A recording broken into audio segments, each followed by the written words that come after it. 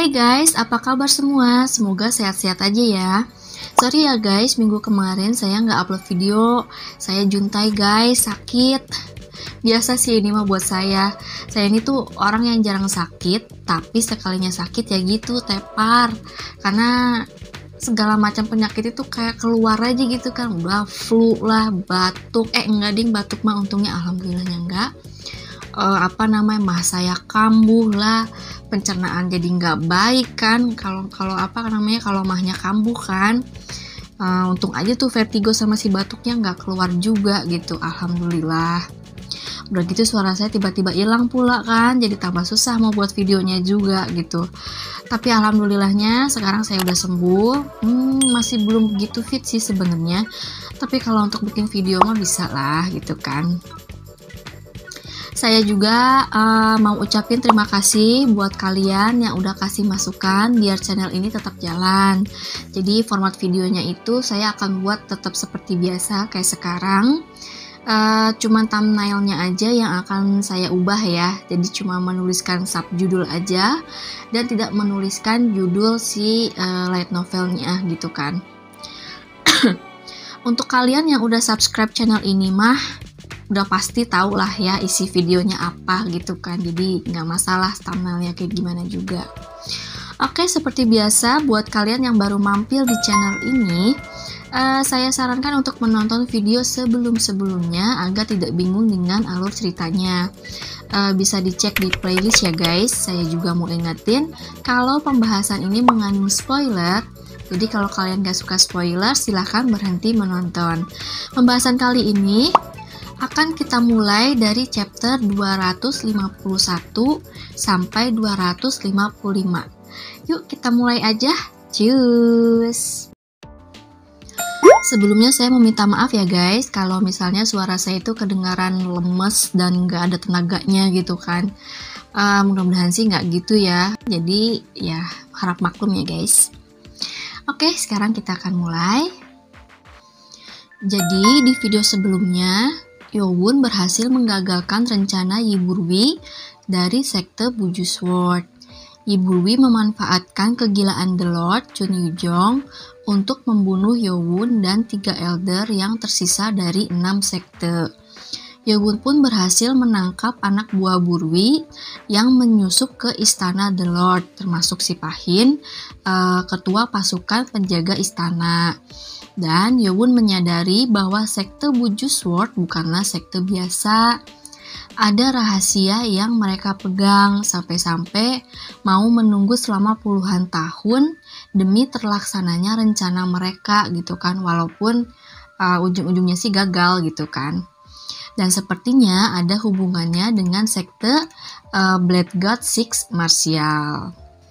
Saat itu, elder keempat Jakin Kang dan elder keenam Mong Oh sedang memimpin pasukan mereka pergi menuju bagian timur kastil ke tempat sekte Buju Sword berada.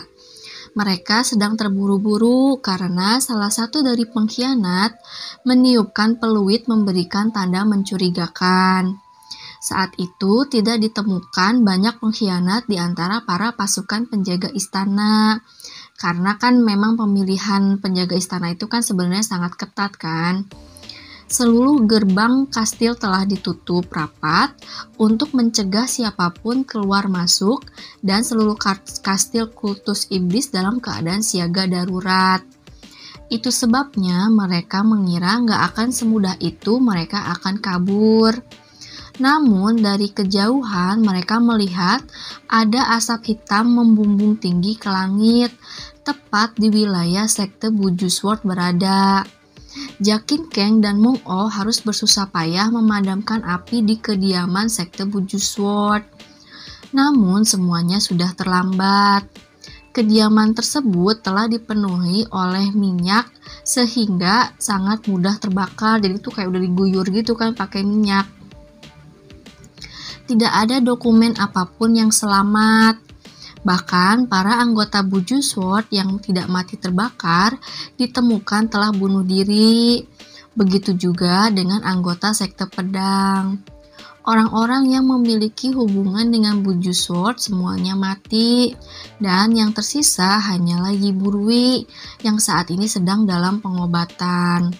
Semua itu seperti telah direncanakan secara matang. 3 hari kemudian, semua anggota sekte pedang ditangkap dan menjalani investigasi menyeluruh. Dan sekte-sekte yang berada di bawah mereka semuanya dibubarkan. Saat itu Maragyo melaporkan pada Yowun bahwa dari 300 pasukan penjaga istana, ada 14 orang pengkhianat termasuk Pahin yang baru diangkat sebagai ketua pasukan. Sepertinya tadinya jumlah mereka hanya 5 orang saja, namun bertambah 9 orang lagi saat Pahin naik jabatan. Diketahui bahwa Pahin sebelumnya hanya seorang letnan saja. Tapi saat The Lord kembali dari Kastil Jurkang, Pahin pun menjadi ketua pasukan penjaga istana. Li Hwamyong sudah menginterogasi Pahin dan Yi Burwi, tapi mereka sama sekali nggak mau berbicara. Sejak kejadian itu, Yowun berada di istana The Lord membantu ketiga Guardians dan para Elders membereskan masalah. Karena dia adalah putra mahkota sekaligus Chunma kedua, jadi nggak ada seorang pun yang protes. Kemudian Hwan Yi pun datang untuk memberi laporan pada Yowun. Di sini tuh si Hwan Yi-nya udah nggak pakai lagi topeng wajah muda yang tampan ya guys. Tapi dia itu pakai topeng kayak apa sih, pria parubaya gitu. Tapi tetap pakai make up jadi kelihatan feminin. Yowun menanyakan keadaan Hwan Yi. Bagaimanapun Hwan Yi kan sengaja masuk ke dalam perangkap sekte Buju Sword saat itu. Meskipun dia ditolong oleh sekte Suara dan Golok, tetap saja Hwan Yi mengalami luka yang parah karena harus menghadapi 300 orang yang menggunakan teknik Blood God Reversion Art. Hwan Yi melaporkan, setelah mereka bertempur selama 4 jam, akhirnya pihak Hwan Yi pun menang. Namun saat Hwan Yi mengecek mayat-mayat dari sekte Buju Sword, beberapa ada yang hilang termasuk ketua mereka Si Jukem. Dan Hwan Yi pun melakukan pengejaran dan mengirim mata-mata ke semua penjuru untuk mencari jejak para pengkhianat tersebut. Mereka berhasil melacaknya sampai ke sebuah desa di Kastil Bokgun. Namun sayangnya mereka kehilangan jejak di sana. Hwan Yi berlutut meminta maaf karena telah gagal mengejar sisa-sisa para pengkhianat itu. Tapi Yowun menyuruhnya berdiri dan dia pun melihat peta Jianghu yang tertempel di dinding. Desa tempat mereka menghilang sangat dekat dengan Kastil Jurkang yang saat ini dikuasai oleh sekte Blade God Six Martial. Dan sepertinya kecurigaan Yowun dan yang lainnya benar. Sekte Buju Sword ada hubungannya dengan sekte Blade God Six Martial. Dan dari kejadian ini, satu misteri pun terpecahkan. Misteri apa itu? Kita balik sedikit ke belakang ya guys. Misteri itu tuh saat kasus dengan rombongan Yulin guys. Saat itu kan Yowun curiga tuh kalau ada mata-mata di pihak mereka yang membantu keempat penyusup itu menaruh racun popi di minuman kan. Dan ternyata itu benar. Kalau sekte Buju Sword ada hubungannya dengan Blade God Six Martial, semuanya jadi masuk akal. Saat itu Pahin kan udah jadi ketua pasukan penjaga istana tuh dan sudah menempatkan mata-matanya. Ini kan saat pulang dari Kastil Jurkang kan. Udah gitu yang nyari racun di minumannya para penjaga istana gitu kan, yang udah pasti anak buahnya Pahin. Jadi sangat mudah bagi mereka buat melakukan semua itu. Setelah melakukan penyelidikan, diketahui bahwa sekte Buju Sword ini berasal dari luar kastil dan mereka baru bergabung dengan kultus iblis selama 60 tahun. Jadi ini tuh kayak sekte baru gitu kan. Mereka berasal dari Kastil Jurkang. Nah, Ini tuh fakta yang sebelumnya saya sempat bingung ya guys. Jadi benar, saat sebelum turun tahta, Chun In-ji kan sempat melakukan ekspedisi menyerang Kastil Jurkang kan. Jadi saat itu Kastil Jurkang memang belum jadi milik Kultus dan akhirnya diambil alih oleh Kultus saat Chun In-ji menyerangnya. Jadi clear ya guys, waktu itu kan saya masih bingung kan. Alhamdulillah gitu kan, jadi nggak kepikiran lagi. Kita ulangi lagi, mereka berasal dari Kastil Jurkang dan bergabung sejak saat itu. Tapi Yowon masih bingung, kenapa mereka harus menunggu selama itu gitu kan, 60 tahun gitu. Kalau mereka memang ada hubungannya dengan sekte Blood God Six Martial, berarti mereka menghabiskan waktu puluhan tahun untuk menyusup ke Kultus kan? Padahal baru sebulan yang lalu sekte Blood God Six Martial menampakkan dirinya. Kok nggak matching gitu kan hitung-hitungannya kan? Tapi udah jelas gitu mereka itu ada hubungannya mengingat kata-kata yang diucapin Yi Burwi saat itu kan, saat dia mau bunuh diri gitu, bahwa kekuatan sekte mereka nggak hanya melingkupi Kultus aja, tapi juga se-Jianghu.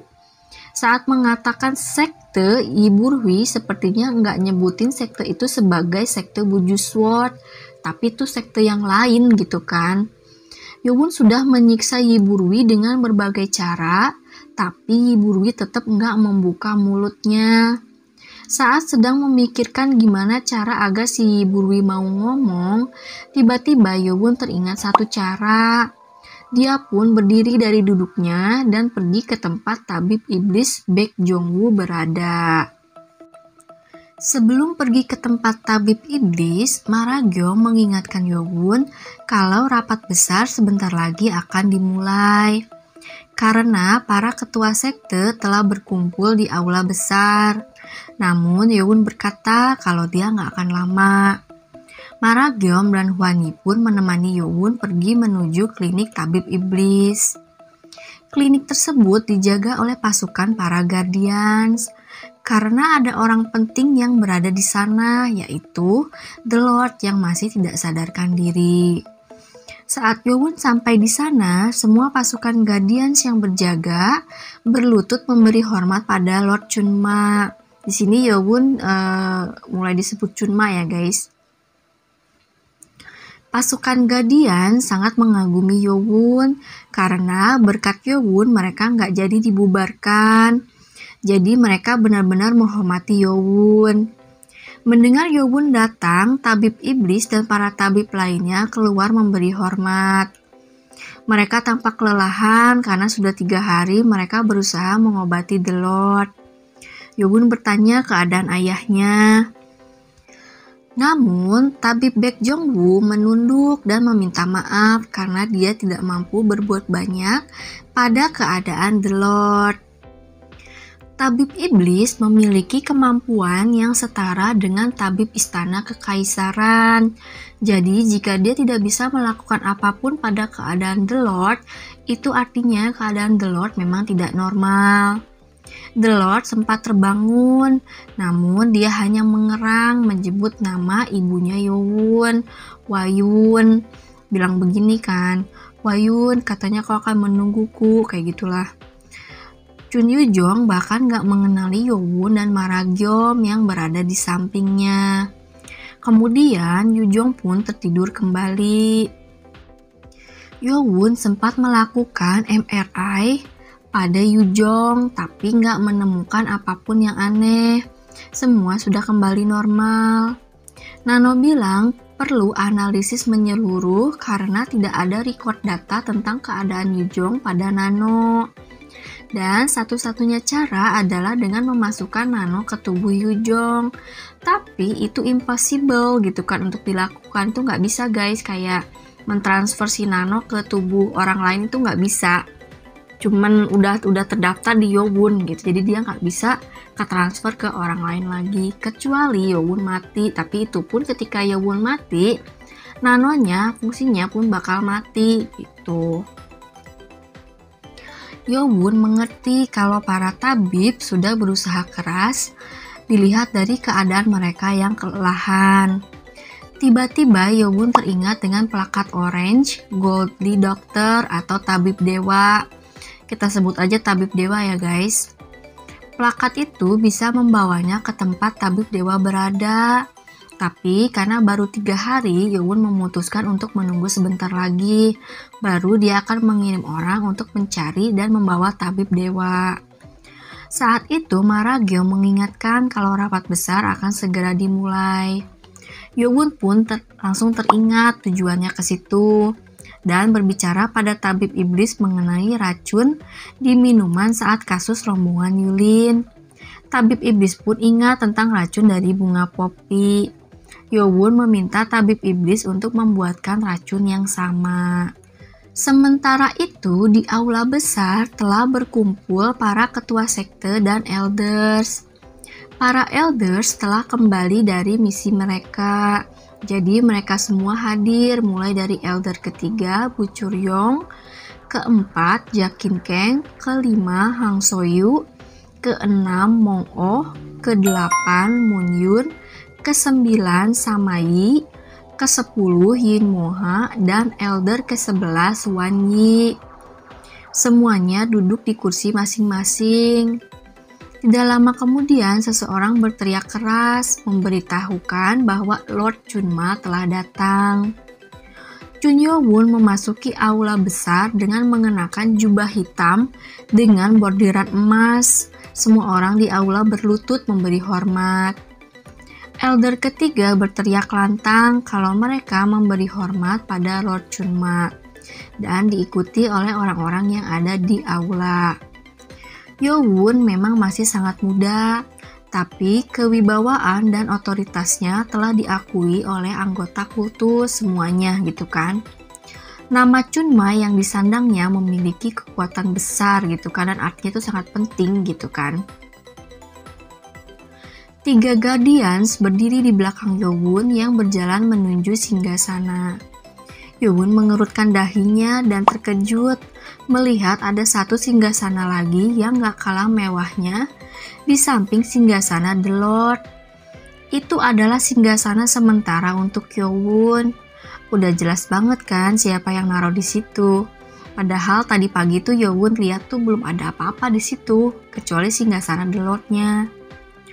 Yowun pun menatap ketiga elders. Mereka memang telah mengakui Yowun sebagai Chunma, tapi dengan bahaya yang sudah terselesaikan, mereka sekarang dengan lancang menunjukkan pikiran mereka gitu kan, tujuan mereka gitu kan. 3 elders yang dimaksud di sini tuh elders ketiga, keempat, sama kelima ya guys. Kan mereka berasal dari 6 sekte tuh. Intinya bagi 3 elder, ketiga, keempat, dan kelima, Yowun belum menjadi The Lord karena Chun Yujong saat ini sedang dalam keadaan koma dan belum menunjuk Yowun sebagai The Lord berikutnya. Jadi, menurut mereka, Yowun belum boleh duduk di singgasana The Lord. Dan kalau Yowun mau jadi The Lord, dia harus ngebaik-baikin mereka bertiga tuh, gitu kan, supaya masuk ke kubunya mereka. Sama seperti The Lord sebelumnya, sebelum si Yowun gitu kan. Kagak pernah belajar ya mereka, kan udah tahu merennya dari aksi-aksinya si Yowun selama ini kan. Mana mau gitu si Yowun begituan sama mereka kan ya, maksudnya kayak muji-muji gitu. Beluan banget sih, jelas-jelas si Yowun benci mereka. Yowun cuma ketawa dan menggelengkan kepalanya kayak ya Allah ini 3-an, udah gak bisa ditolong lagi gitu kan. Yowun menyentuh singgasana sementara itu, yang satunya itu kan, dan berjalan melewatinya, kemudian duduk di singgasana The Lord. Ketiga elder mengerutkan dahinya, padahal mereka udah bilang ke Maragyeom soal singgasana sementara itu. Bucuryong berusaha ngomong, tapi singgasana sementara itu langsung hancur karena Yowun memasukkan energi ke situ. Ketiga elder kaget dan Yowun menatap mereka sambil nanya, tempat duduk gue kenapa emang? Jadi kan si Bucuryong kan nanya kan, Lord Chunma Anda harus duduk gitu kayak, terus gak jadi gitu kan. Kemudian mengangkat tangannya dan Maragiom pun memerintahkan mereka semua untuk duduk. Ketiga elder merasa kesal karena Yowun gak bisa dihentikan begitu saja. Ya iyalah. Rapat hari ini untuk membahas apa yang harus mereka lakukan ke depannya. Dan juga untuk menunjuk pemimpin-pemimpin yang telah kosong posisinya. Para elders telah melakukan rapat semalam sebelum rapat ini kan. Dan mencapai kesepakatan. Itu sebabnya Yowun menggelar rapat hari ini. Saat Maragiom memulai rapat, Bu Churyong pun berdiri akan menyampaikan laporan pertama mereka, yaitu tentang perubahan posisi para elders. Karena kan eldersnya kan sekarang udah berkurang kan, jadi ada elder pertama kedua aja tuh udah mati gitu kan. Tapi sebelum Bu Churyong bicara, Maragiom menghentikannya dan bilang kalau mereka harus membicarakan soal penobatan Yowun sebagai The Lord terlebih dahulu. Itu adalah hal yang gak dibicarakan di rapat semalam. Jadi ketiga elders tuh bengong. Normalnya, persoalan yang akan dibicarakan di aula besar itu harus didiskusikan dulu di rapat para elders semalam sebelumnya. Baru dibahas di aula besar dengan The Lord yang akan memberikan keputusan terakhir. Sorry guys. Ada banyak persoalan yang mereka bicarakan semalam, tapi nggak ada yang membahas soal upacara penobatan Yowun. Ketiga elders merasa sedikit lega melihat elders yang lain pun terkejut mendengar itu. Jadi mereka masih ada kesempatan untuk mengajukan keberatan. Hang Soyu, elder kelima pun menyatakan keberatannya. Dan elder keempat, Jakin Keng, pun sama dan bilang kalau perihal penobatan Yowun nggak dibicarakan di dalam rapat para elders. Kalau mereka nggak menghentikannya sekarang, bisa-bisa perihal penobatan Yowun bakal terjadi. Padahal mereka belum membalas perbuatan Yowun pada mereka. Elder ketiga, Bu Churyong pun bilang kalau The Lord Chun Yu-jong sedang dalam keadaan koma. Jadi mereka akan membicarakan hal itu saat The Lord telah bangun dari komanya. Dan dia pun bermaksud untuk beralih ke topik yang lain dengan meminta persetujuan para elders yang lain dan para ketua sekte. Bu Churyong merasa pahit gitu kan dengan kenyataan kalau kekuatan 6 sekte sekarang telah melemah banyak sampai harus minta persetujuan elders yang lain dan bahkan para ketua sekte juga. Kalau dulu mereka nggak perlu melakukan itu dan nggak akan ada yang bakal menentang mereka. Jadi kayak Lord gue keberatan, udah aja gitu kan, nggak perlu persetujuan apapun gitu, dan Lord pun bakal oh ya udah gitu. Tapi sekarang semuanya telah berubah. Berbeda dengan Chun Yu-jong yang menjadi The Lord tanpa bantuan siapapun. Jadi kan Chun Yu-jong waktu dia jadi The Lord kan dia nggak punya pasukan apapun kan. Pokoknya si Chun In-ji nunjuk dia aja tuh dulu jadi The Lord gitu kan. Yowun telah membangun pasukannya sejak di akademi. Dan dengan 3 dari 6 sekte telah hilang, sekte racun dan sekte sihir kan udah musnah tuh. Dan sekte pedang juga kan udah dibubarin kan. Dan pasukannya pun udah berpencar gitu.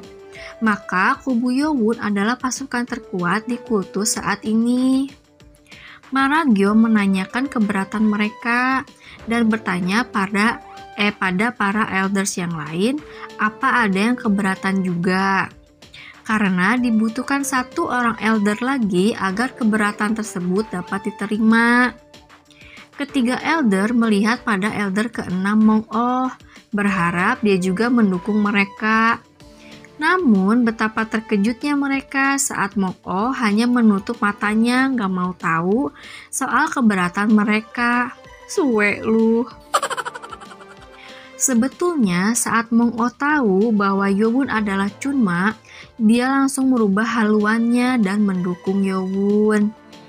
Jadi saat Samayi berbicara padanya setelah rapat para elders yang malam itu kan, untuk mendukung Yowun, Mong-oh langsung setuju. Bu Churyong merasa kesal. Itu berarti mereka harus bergantung pada pendapat para ketua sekte. Untungnya 6 sekte memiliki 60% dukungan dari para ketua sekte. Jadi, jika 60% itu semuanya keberatan, maka keberatan mereka pun akan disetujui dan bisa menunda penobatan Yowon. Maragyo menanyakan pada para ketua sekte apa ada yang keberatan. Josang, ketua dari sekte Five Dragon Blade, menyatakan keberatannya. Kemudian para ketua sekte lain pun berdiri menyatakan keberatannya. Namun hanya 35 dari mereka saja yang keberatan. Dan itu pun para sekte yang berada langsung di bawah 3 sekte saat ini. Ketiga elder menjadi muram, menyadari nggak ada lagi yang takut pada kekuasaan mereka.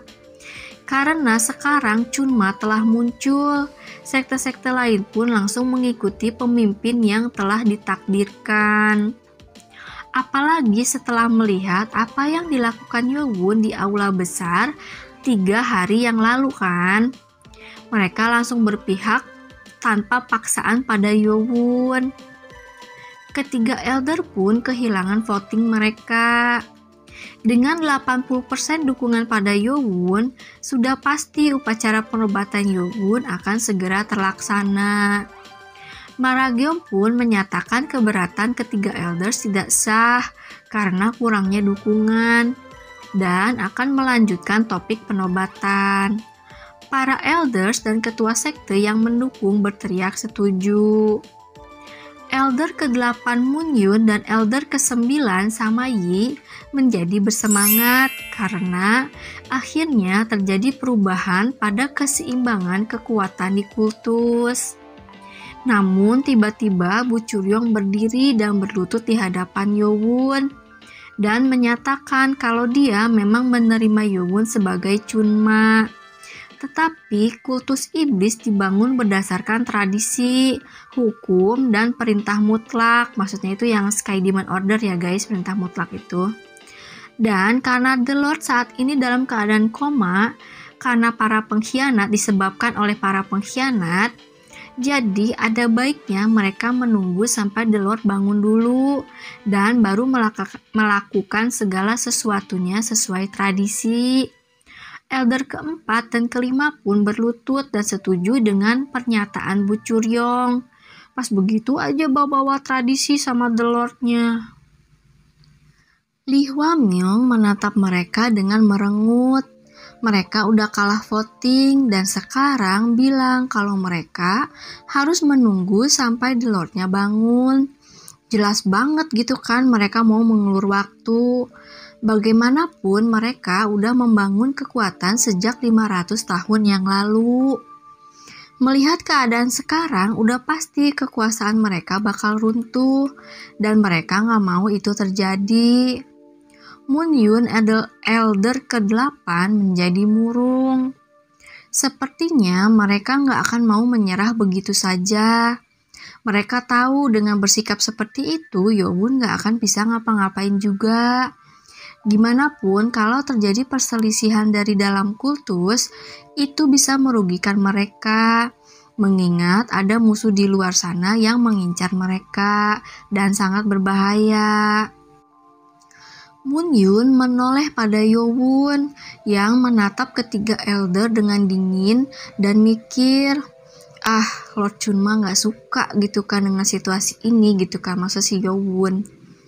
Sama Yi, elder ke-9 berpikir Yowon harus secepatnya menjadi The Lord agar bisa mengendalikan mereka. Maksudnya para sekte-sekte itu kan. Mereka harus dilawan. Sama Yi memberi alasan kalau tabib iblis sudah menyerah untuk menangani keadaan The Lord. Jadi belum diketahui kapan The Lord akan bangun. Dia mengerti alasan ketiga elder, tetapi kultus pun membutuhkan pemimpin untuk bisa menghadapi musuh dari luar saat ini. Bu Churyong menimpali dengan bilang justru karena masalah itu dia semakin teguh dengan pendapatnya.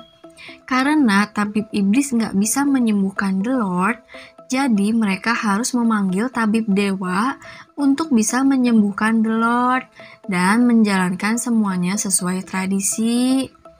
Samai udah keselen gitu kan, diteke gerak kurang maneh gitu kan, saking udah keselnya gitu kan. Ternyata apa yang dibilang Chunma, maksudnya Yowon, itu benar. Mereka nggak mau kehilangan kekuasaan mereka. Ketiga elder pun berdiri dan menegaskan kalau bagi mereka pemimpin mereka masih Chun Yu-jong. Dan kalau orang-orang di situ tetap mau membahas persoalan pendobatan dan nggak melakukan sesuai tradisi, maka mereka nggak ada gunanya lagi ada di situ. Mereka akan pergi, dan untuk rapat berikutnya mereka nggak akan hadir sampai The Lord Chun Yu-jong bangun. Bu Churyong pun berbalik dan pergi diikuti oleh Hang So-yu dan Jakin Kang. Ceritanya kayak mau ngancem gitu kan. Para ketua sekte di bawah mereka agak ragu, tapi akhirnya ke-25 ketua sekte pun mengikuti mereka keluar aula besar. Situasi menjadi canggung. Bu Churyong tersenyum sinis. Dia tahu Yowon gak akan menghentikan mereka meskipun bisa. Karena kalau Yowon melakukan itu, tandanya Yowon akan memimpin mereka secara tiran. Dan Yowon pasti nggak mau kehilangan 20% kekuatan di saat keadaan kultus seperti sekarang. Rencana mereka pasti berhasil karena Yowon nggak akan mau kultus menjadi lemah. Maragyo merasa murka dengan ketidaktahu-dirian mereka dan bermaksud untuk menahan mereka, tapi Yowon menghalangi. Maragyo pun menurut meskipun dia bingung. Saat ini Yowon memang menjabat sementara, tetapi dia memiliki kekuasaan untuk menghentikan mereka. Yowon cuma bilang pada Maragyo kalau situasi itu sudah bagus, jadi mereka bisa tahu siapa musuh yang sebenarnya gitu kan. Maragyo terkejut dan bingung kenapa Yowon malah menganggap mereka sebagai musuh.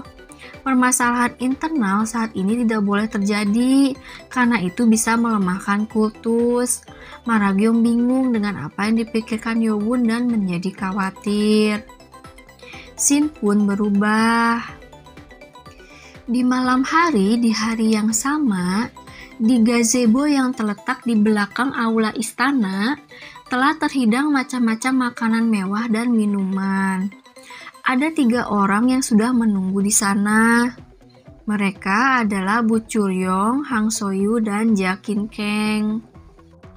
Mereka ada di situ karena undangan makan malam yang disampaikan pada mereka 1 jam yang lalu dari Yowon yang berisikan kata-kata "aku akan berbicara".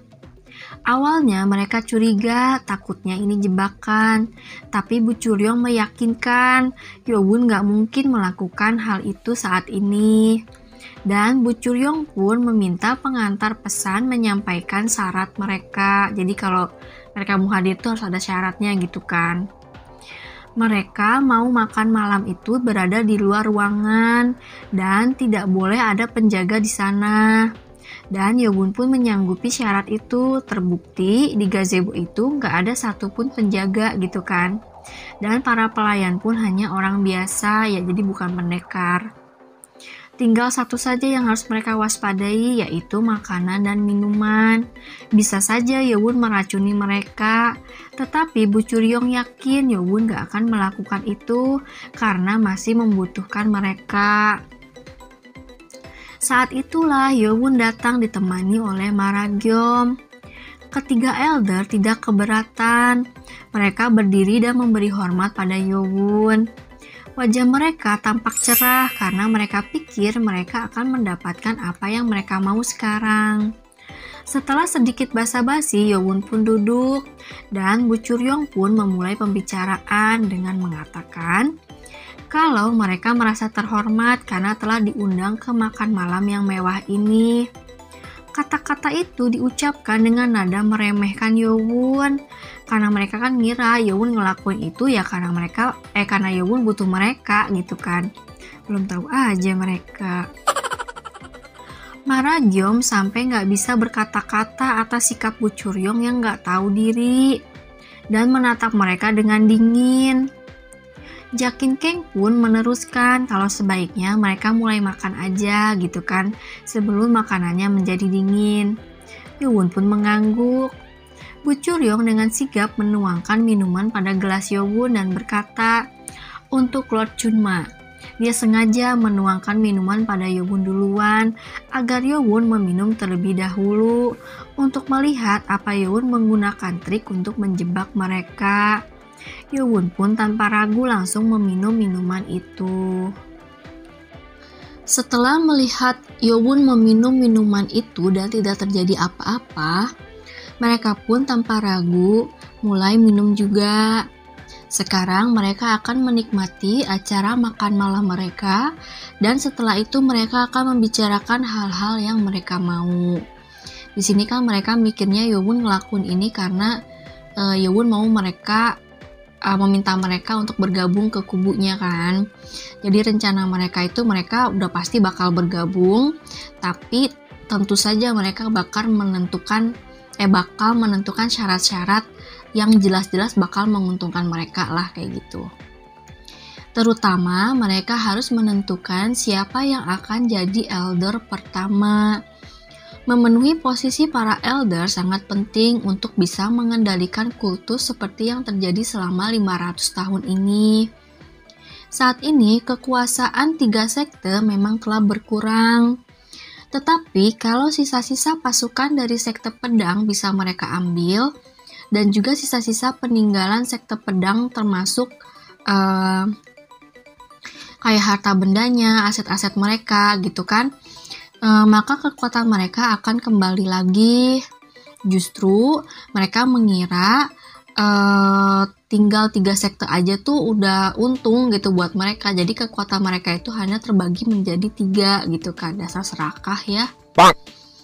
Dan masih ada kesempatan keturunan mereka untuk jadi The Lord nantinya. Karena kan selama ini yang jadi The Lord itu kan pasti dari sekte sihir atau sekte pedang aja gitu kan. Bu Churyong semakin merasa senang saat makanan mewah mulai disajikan. Berarti segitu pinginnya gitu kan Yowun menyenangkan hati mereka. Ya kali.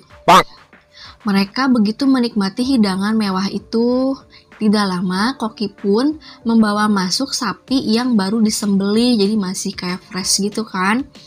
Dan mulai bersiap untuk memasak sapi tersebut, kayaknya kayak mau dibakar gitu deh. Saat dirasa sudah waktunya mereka berbicara, Bu Churyong pun akan memulai pembicaraan. Tetapi Yowun menghentikannya dan bilang kalau masih ada satu lagi hidangan istimewa. Itu adalah pertama kalinya Yowun berbicara selama acara makan malam itu. Jadi dari awal tuh Yowun cuma kayak ngangguk, kayak gitu doang. Yowun menjelaskan kalau makanan itu berasal dari Peking. Dan sekarang Yowun akan menyiapkan masakan itu sendiri dan menyajikannya kepada mereka. Mereka bertiga agak kaget karena kan kok, Lord Chunma sendiri gitu kan yang bakal menyajikan gitu. Yowun pun pergi menuju Koki dan berbicara sebentar. Kemudian Koki tersebut pergi menyiapkan saus untuk makanan yang dimaksud Yowun. Yowun mengambil pisau dan merobek dada sapi tersebut dan mengeluarkan jantung sapi yang masih segar dan masih sedikit berdenyut karena kan masih baru banget gitu kan. Yowun membawanya ke meja mereka dan menaruhnya di piring, kemudian membelahnya menjadi 4 bagian. Ketiga elder melihat semua proses itu dengan mata mereka sendiri. Sang Koki pun menghampiri mereka dan menaruh saus buatannya dan berkata kalau makanan itu rasanya sudah enak hanya dengan diberi garam saja. Tapi kalau dicelupkan ke saus buatannya, maka rasanya akan jadi luar biasa. Jakin Keng yang pernah makan makanan istimewa itu jadi bersemangat. Tanpa ragu dia mengambil potongan jantung sapi itu dan mencelupkannya ke saus dan langsung memakannya. Yowun pun sama, dia mengambil potongan jantung sapi itu dan menaburkan garam di atasnya, kemudian memakannya. Aduh, gila. Sorry guys, saya nggak kuat ngebayanginnya. Makan makanan mentah begitu.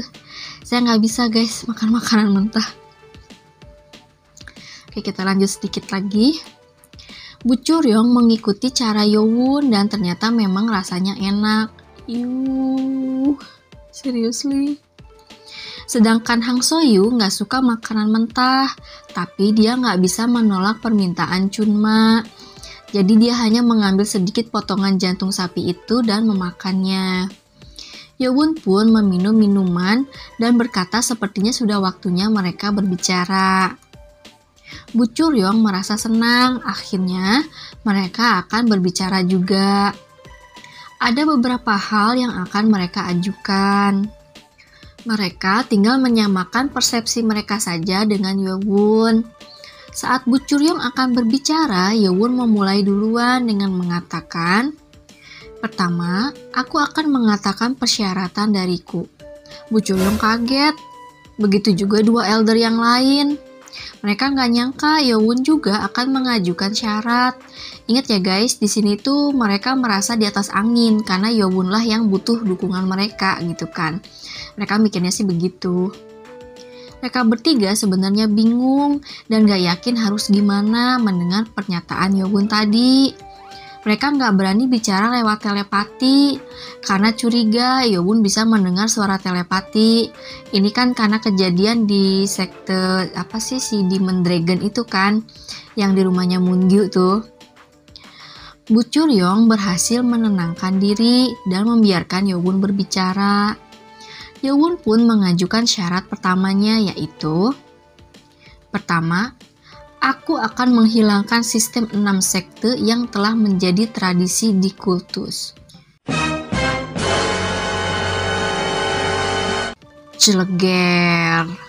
Mereka bertiga langsung syok berjamaah gitu kan. Ini benar-benar di luar perkiraan mereka. Bu Churyong mencoba untuk protes, tapi Yowun memotongnya sambil bilang, "Gue belum beres ngomong, Jir, diem lu," gitu kan.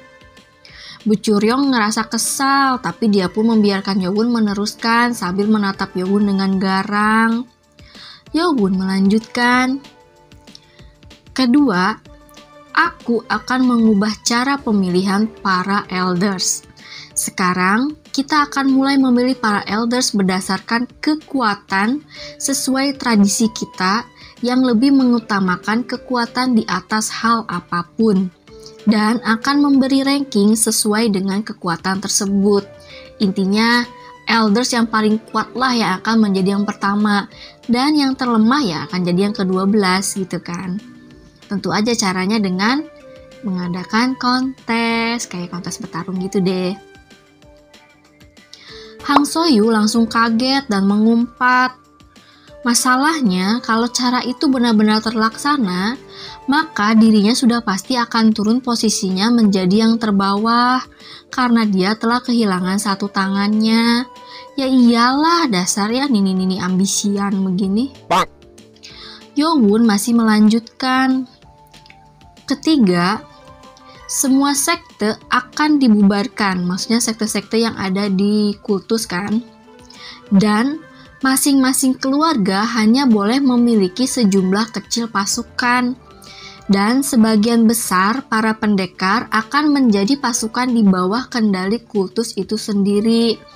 Sebagai info ya guys, jadi sebelumnya di masa Chunma yang pertama, gak ada tuh yang namanya sekte-sekte. Yang ada itu adalah para keluarga yang berada di bawah pimpinan Chunma. Nah, karena 500 tahun yang lalu sistemnya berubah, para keluarga ini tuh jadi memiliki pasukan sendiri yang akhirnya membentuk satu sekte. Nah, itu kan cikal bakalnya si 6 sekte itu dari situ gitu. Nah, sekarang Yowun mau semuanya kembali ke awal mula kultus iblis terbentuk gitu. Bersambung. Oke deh guys, sampai sini dulu ya. Maaf banget kalau suara saya fales dan juga ngomong saya belibet. Saya baru tahu juga ya kalau misalnya buat storytelling begini harus bagus suaranya. Kirain cuma penyanyi aja yang suaranya harus bagus gitu kan. Padahal kan saya juga nggak mau jadi penyanyi. Jadi maaf banget ya kalau saya masih banyak kekurangannya. Nah, bab penobatan ini adalah akhir dari arc permasalahan di dalam kultus ya guys. Jadi dari chapter 1 sampai 250 sekian itu fokus ke permasalahan internalnya kultus kan selama ini kan. Sepertinya akan saya bikin jadi 2 part, sepertinya ya, bisa juga lebih. Dan setelah itu kita akan mulai arc yang baru, yaitu fokus ke permasalahan di luar kultus, dan itu lebih seru dari yang sebelum-sebelumnya guys, karena kan mereka bakal ketemu dengan klan-klan dari Yulin, dari Force of Evil, Blade God Six Martial juga, sama ada klan-klan lain yang di luar itu gitu kan. Saya udah nggak sabar banget pengen ceritain cerita yang luar biasa ini. Kalau ada kritik dan saran, seperti biasa, tulis aja di kolom komentar ya guys. Oke deh, see you guys. Bye. Assalamualaikum.